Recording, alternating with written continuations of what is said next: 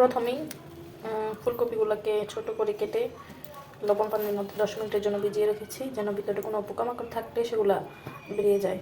কারণ ফুলকপিতে অনেক সময় পোকা থাকে, সেটা আমরা জানি। আপনারা আপনাদের পছন্দ অনুযায়ী পিসগুলো করতে পারেন। আমি এতটুকু করে পিস করেছি যেন ফ্রাই করতে বেশি টাইম না লাগে, কারণ যেহেতু ডিপ ফ্রাইটা করবো।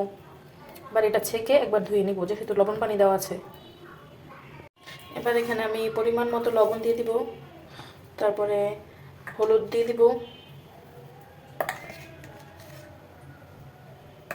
তারপরে একটু মরিচের ফাঁকি দিয়ে দিব।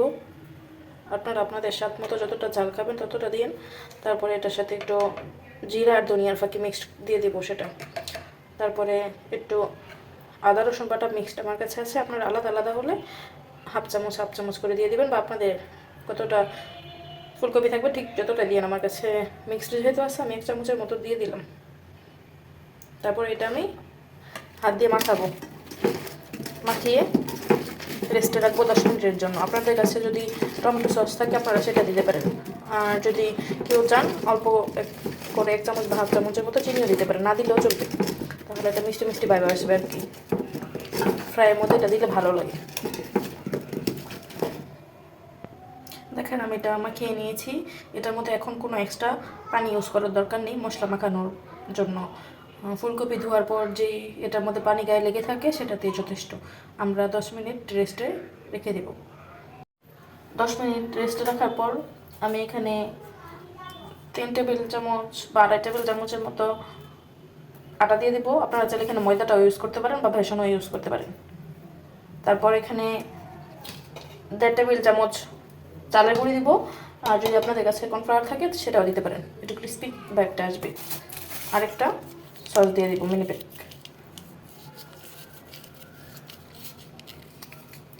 এটার মধ্যে আমরা অল্প পরিমাণে পানি দিব, একটু জাস্ট অল্প, 1 চামচ থেকে 1.5 চামচ এমন। তারপর মাখিয়ে যদি মনে হয় যে আরও দেওয়া প্রয়োজন তখন একটু পানি দিয়ে মাখাবেন।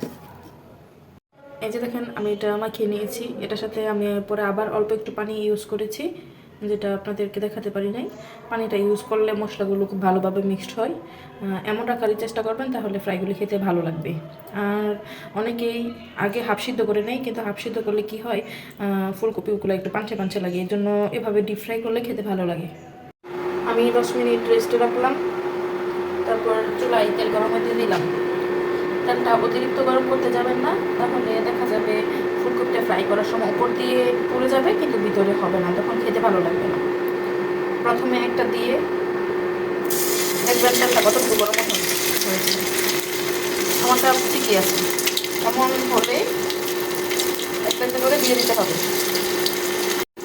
খুব বেশি একসাথে দেওয়ার দরকার নাই, হলে একটার সাথে একটা লেগে যাবে, খেতে ভালো লাগবে না। আর আপনারা আমার মতো হাতে দিতে যাবেন না, হাতে তখন গরম তেল লাগতে পারে, সমস্যা হবে। তারপর কিছুক্ষণ এক সাইড এটা হলেই আমরা করে দেখুন উল্টে দিব, তাই কিছুক্ষণ অপেক্ষা করতে হবে। এবার এটা আমি উল্টে দিব, ওই পাশটা হালকা হয়ে গেছে।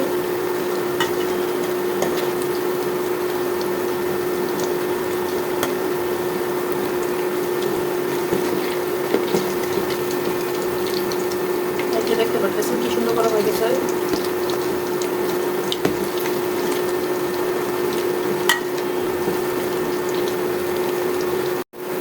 দেখেন আমি কয়েকবার উল্টে পাল্টে ঢেলে নিয়েছি, আমার ফ্রাইগুলো হয়ে গেছে।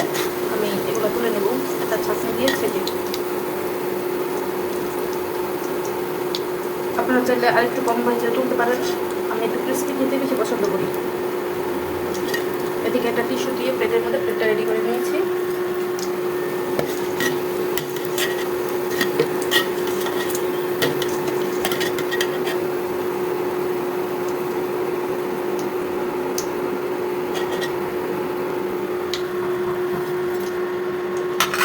এবার আমি এটার মধ্যে আবার আরেক কোট ফুলকপিটা দিয়ে দিব। খুবই সাবধানে দিতে হবে, কারণ এখন এটা অনেক বেশি গরম আছে।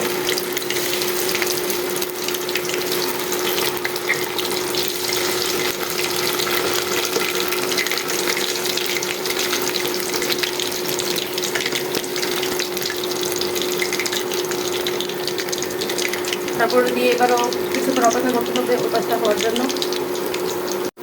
আমার এই কুর্তা রান্না হয়ে গেছে, এবার আমি এগুলো তুলে নেব।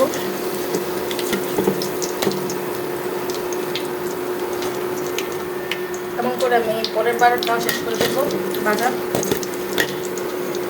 এই যে দেখেন আমারটা ফাইনাল হোক, আমারটা কিন্তু খুবই ক্রিস্পি হয়েছে এবং প্রতিটা খুবই সুন্দর করে ভালোভাবে ভিতর থেকে সিদ্ধ হয়েছে। আপনারা চাইলে এভাবে বানিয়ে টেস্ট করে দেখতে পারেন, খেতে দারুণ লাগে। আমার এখানে নিশ্চয়ই দেখে বুঝতে পারতেছেন যে কিছু কমে গেছে। আমরা বানাতে বানাতে অলরেডি টেস্ট করে ফেলেছি, খেতে এটা এতটাই মজা, আমরা সবাই খুবই পছন্দ করি এটা।